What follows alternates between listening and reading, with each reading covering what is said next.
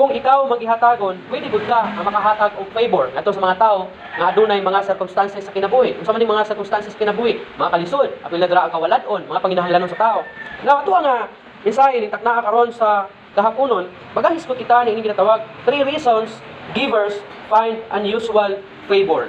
Tulo ka mga rason nga ang manghihatagon makakaplag og unusual nga pabor. Unsa man ning unusual? Kanang talagsaon nga pabor. Now, una, spiritual law.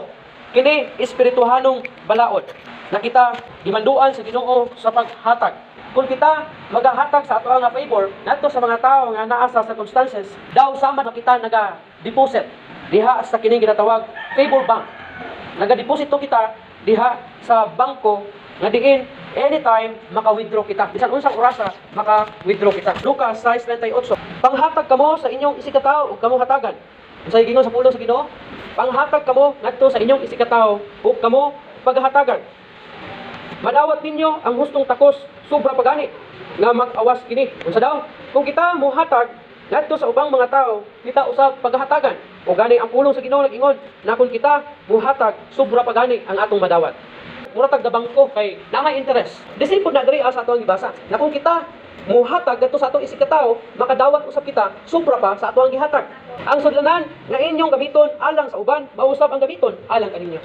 Una nga, kung muhatag ta og gamay, makadawat kita og gamay. Ingon pa kung muhatag mo og jutay, makadawat ka mo og jutay. Pero kung muhatag ka mo og dako, makadawat ka mo og dako. Kinahanglan kita muhatag nga kanang sobra sa ato ang kakayahan.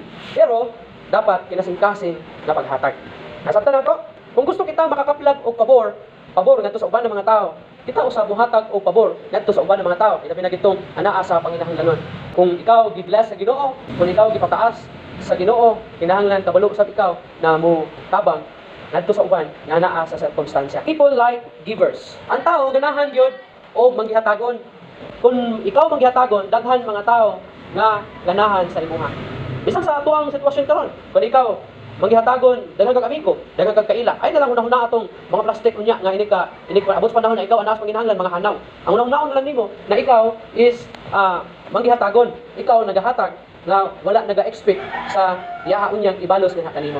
So man tinuod na ang tao ganahan gyud og manghihatagon. You become a giant magnet for unusual favor. Balo mo magnet kanang tinuod lang gani nimo sa bakal, garahon ka. Kay aduna say pwersa, aduna say power na mudikit, kinahanglan nila nga mudikit, kinahanglan mo duol. So kung kita pod manghihatagon, mura pod ta og magnet na adunay mga tao matakdan sa imuha. Matakdan sa imuhang pagkamanghihatagon. Labi na kung ikaw kaniadto kay dili ka ganahan manghatag, pero nakita ka sa imong igsuon sa Ginoo nga grabe giver man kay ako ang kauban suon sa Ginoo. So murag matakdan ka kay nakita nimo siya nga manghihatagon. Labi na diya sa paghatag sa Ginoo, dili baya gyud tanan adunay hiyas sa paghatag diya sa Ginoo. Kay isa sa mga kinaiya nato is kini pagkadalo. Bisan pa diya para sa Ginoo. Daghang dalo para sa Ginoo. Daghang dalo diya sa Ginoo. So isa na sa ang mga kinaiya nga dalo ta diya sa Ginoo. Pero kung ikaw imong nadaog ang mga kinaiya ug ikaw mihatag sa Ginoo, mahimo unya kang daw magnet para sa uban na tao nga sila usab muhatag pod diha sa Ginoo. Na sila usab muhatag sa Ginoo. I remember to panahon nga bag-o pa ko diri. Imagine mo 20 pesos, 40 pesos every Sunday. Niya sa diha nga nagtrabaho ko kay nagmotor-motor ko. So ako gyud ginahatag sa gamay kay akong income. Nagagahin ko og ties na ako. Bisan gamay kay at least man lang madugangay sa kabulan. So may mga bulan to sa mabot og katunaan ako diri abot na og 300, abot na 400 kada bulan. Kay gamay ra man ako ang income ko kay motor-motor naman. So muna nga nakita na ako nga gamay ra gyud ang mga nagahatag, mga bata siguro piso-piso, dos-dos. So na-remember mo gud ko na kung gusto ka nga mahimong ang simbahan is manghihatagon pod, ikaw mismo kabalo pud ka mahatag. Kay kun for example, ang usa ka pastor ana nga simbahan kay dili siya manghihatagon.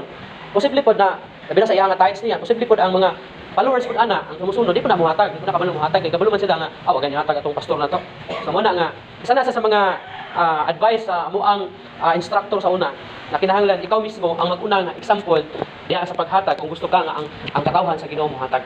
So muna nga kita mismo kinahanglan ipakita nato na kabalo ta muhatag. Labi na gid tong anaa sa mga walang wala pod. Kay kung makita kini sa ubang mga tao, mahimo pod nga kita mahimong ehemplo sa ilaha, maayong panag-ingnan sa ilaha diha sa paghatag. God is on your side.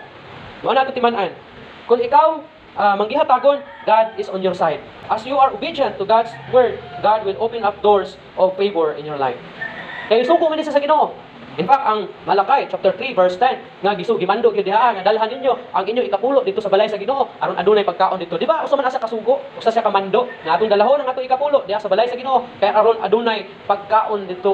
Now, kung kita matinumanon ani nga sugo nga mao ang pulong sa Ginoo, God will open up doors kay ingon pa niya ug tan-awa ako unyang ablihan ang ganghaan ang pultahan sa ganghaan diha sa kalangitan ug igabubo nako ang mga panalangin diha kaninyo. Dili ba mo man sugo sa Ginoo na iyaha nga ablihan ang ganghaan sa mga panalangin ug igabubo niya diha kanimo. Mao bitong kanta nga dai kanta ana nga kung ikaw mohatag ikaw paghatagan. Hatag sa guna hatag aron ikaw paghatagan. Mo na nga kinahanglan maka-learn ta sa word sa Ginoo. Kinahanglan maka-learn ta sa word sa Ginoo na kung kita mo hatag ang Ginoo gyud paghahatag ko sa tuwa. Ang Ginoo magabubo sa panalangin dili kanato. Although kini nga words kini nga pulong sa Ginoo is nagahagit kini sa katawhan sa Ginoo sa pagdala sa ilahang kapulo dito sa balay sa Ginoo. Pero usa po din siya kasumbanan sa kining tawo nga manggihatagon. Whether paghatag diya sa Ginoo or whether pagtabang diya sa tawo nga naa sa panginahanglanon, ang Dios magabubo sa panalangin diya sa inyo. Daghan og mga favor pag ikaw manggihatagon dili lang sa kwarta kundi pati na dra ang lain-lain na panalangin sa kinabuhi sama sa maayong panglawas sama sa makabatong kag trabaho kung ikaw nangita og trabaho. Kalipay kay kung maghatag ka, kung labinakon kinasingkasing imong hatag, imong paghatag, imong pagtabang, ug malipayon man ka kay nakatabang ka kana kung kinasingkasing imong paghatag, pagtabang. So adunay joy nga bation nimo diya imong kasingkasing ug aduna pud kay peace. Labinakon nakita nimo ang tawo na natabangan nimo nga diin walang wala gid siya ug nakatulong ka sa iya, sumubati ka og peace sa imong nauna kay kung di ka makahatag sa iya, nahibalo ka ana sa panginahanglanon. For example, adunay tawo nga gikalintura yang anak niya, wagid siya ikapalit og tambal. Bisag kining medical na lang. Nakita nimo pero wajud ka nihatag. So medyo inikuli nimo sa imong balay, labi na kung Kristohanon ka, makarealize ka ano man to nako hatagi. Nya mo toy muhatag sa imo og kasamok, kay magunahuna naman lang ka, kay magilty ka. Pero kun ikaw mihatag yung ka naing pano kini nga medical. Hatagan nimo at least makuli nimo sa imong balay, at least ka nya malipayon ka kay nakahatag ka. Kay menta og unhod na ang kalintura adto. Makatabang ka, medyo malipayon ka o makabaton ka o kalinaw diha sa imong una. So, daghan og favor na maangkon nimo kung ikaw manggihatagon, kung ikaw kabalo nga mga